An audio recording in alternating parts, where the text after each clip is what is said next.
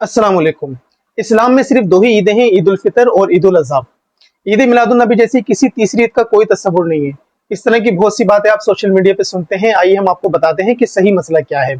हजरत ईसा अलैहिस्सलाम अल्लाह ताला की बारगाह में अर्ज करते हैं, सूरह माइदा आयत नंबर 114, क़ाल ईसा इब्न मरियम, और ईसा बिन मरियम ने अर्ज की, अल्लाहुम्मा रब्बना अंज़िल अलैना माइदतम मिनस समा, ए हमारे रब हम पर आसमान से माइदा नाजिल फरमा। माइदा दस्तरखान को कहते हैं।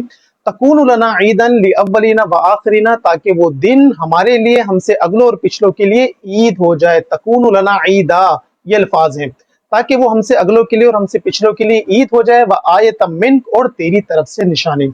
आप मुलाहिजा करें कि हजरत ईसा अलैहिस्सलाम ने अल्लाह ताला से दुआ की कि अल्लाह तबारक व तआला हम पर माइदा नाजिल फरमा, ताकि वो हमारे लिए ईद का दिन हो जाए। इससे मालूम हुआ कि जिस दिन अल्लाह ताला की कोई नेमत हासिल हो, कोई फजल हासिल हो, उस दिन को ईद मनाना और अल्लाह का शुक्र अदा करना, ये बुजुर्गों का तरीका है, अंबिया कराम का तरीका है, नेक लोगों का तरीक़ेकार है।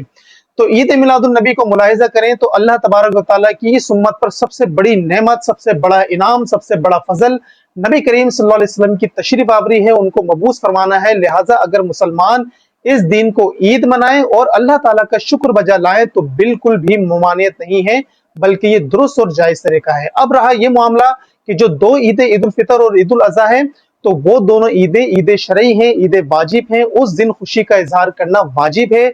बाकी दिनों के अंदर जब अल्लाह का फजल हासिल हो और उसे आप ईद मनाएं, तो उस दिन खुशी मनाना, अल्लाह का शुक्र अदा करना, ये मुस्तहब है, नेकी और भलाई का काम है।